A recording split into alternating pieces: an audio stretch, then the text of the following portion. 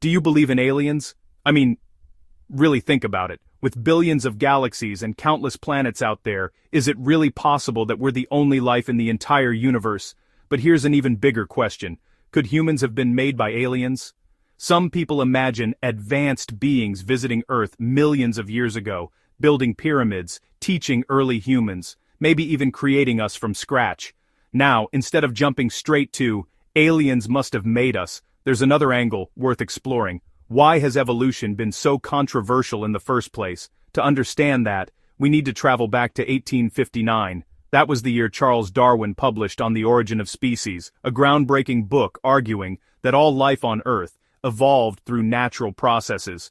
It challenged centuries of traditional beliefs and ignited global debate. But here's something many people don't realize. Darwin almost completely avoided talking about human evolution in that book.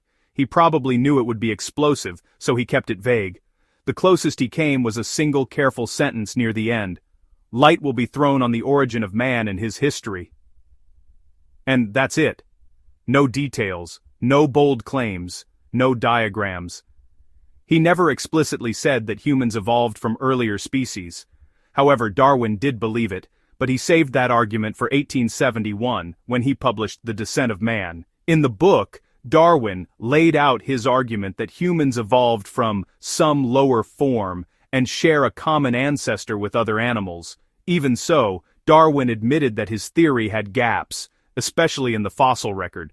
Those gaps fueled controversy, and many people questioned evolution because technology at the time simply wasn't advanced enough to fill in the missing evidence. But what were those contradictions? And more importantly, how has modern science proven that evolution is correct? Let's break that down.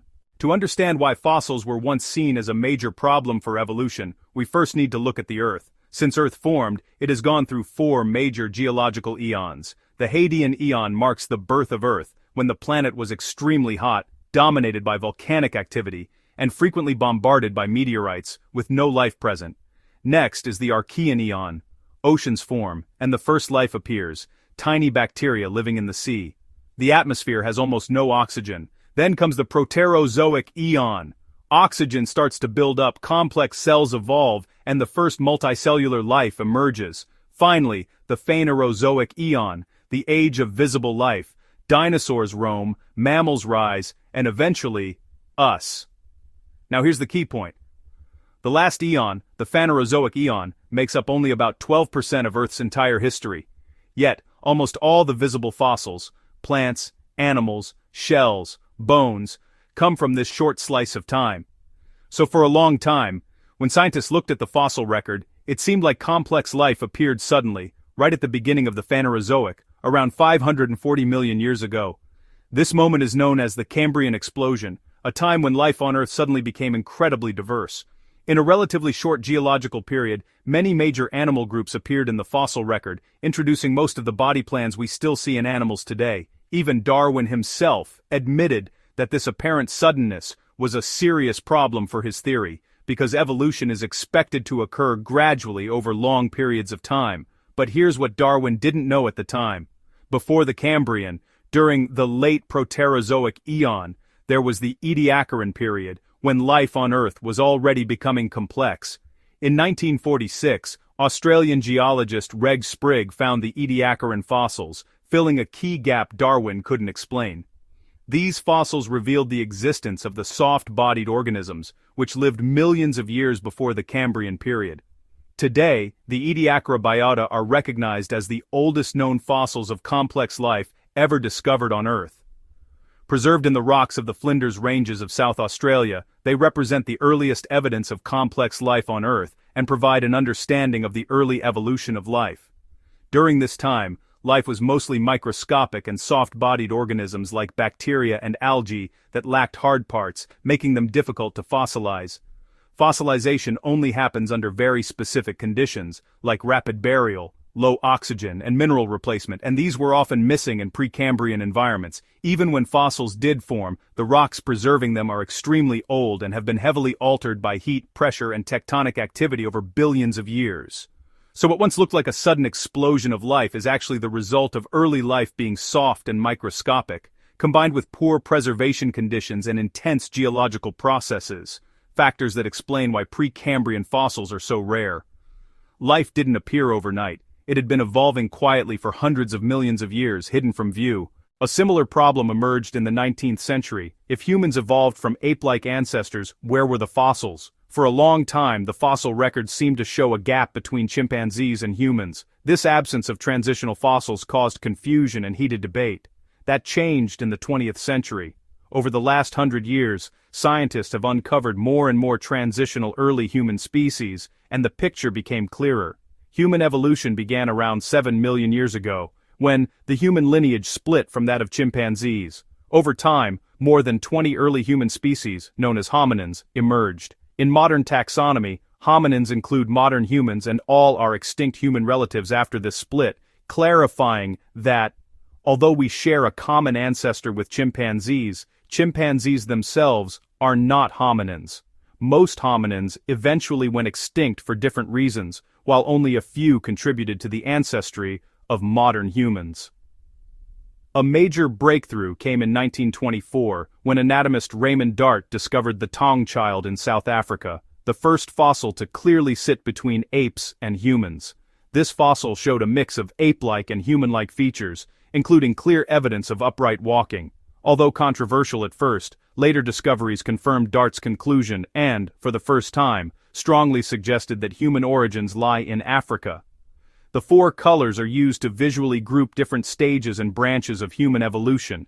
They don't mean better or worse. They help show who is closely related, who branched off, and who led to us. Australopithecus ramidus, known as Ardi, dates to about 4.4 million years ago.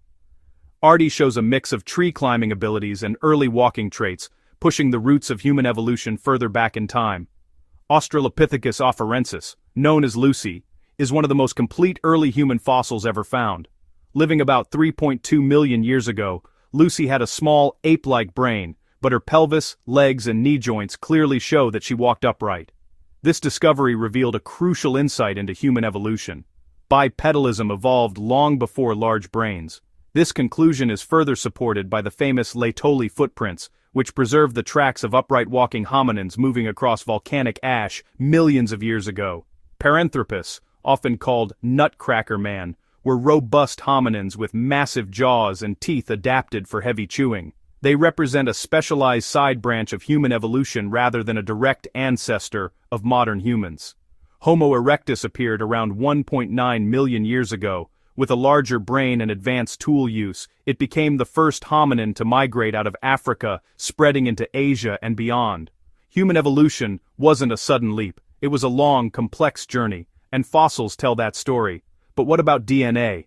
Can DNA be used to show that humans were not designed? At the DNA level, humans and chimpanzees are remarkably similar, sharing the vast majority of their genetic sequences. Depending on how genetic similarity is measured, approximately 95% of DNA sequences align closely, while a smaller fraction differs through substitutions, insertions, deletions, and structural changes.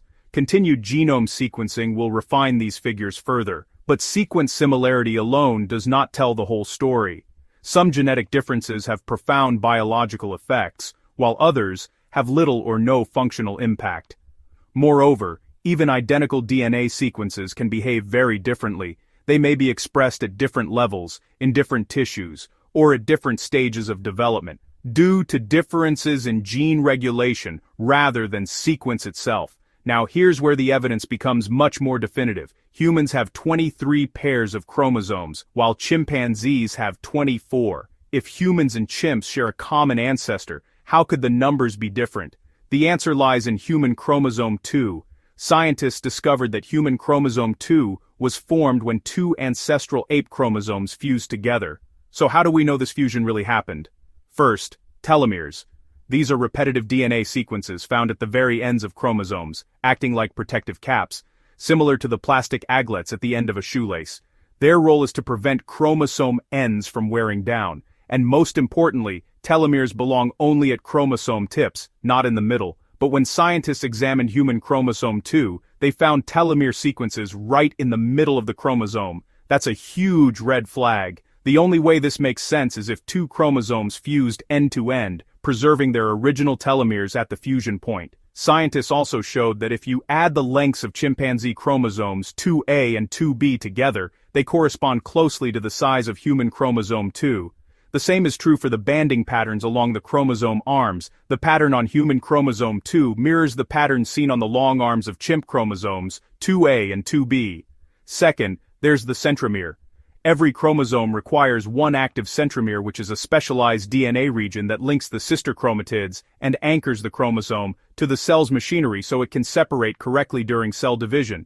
Human chromosome 2 actually contains two centromere regions. One is active and fully functional, while the other is inactive. And that inactive centromere is exactly what we'd expect if two chromosomes fused and one centromere later switched off. Together, the mid-chromosome telomeres and the vestigial centromere form the smoking gun evidence. Around 6 million years ago, in one of our ancient ancestors, two separate chromosomes, now called 2A and 2B in apes, fused into one.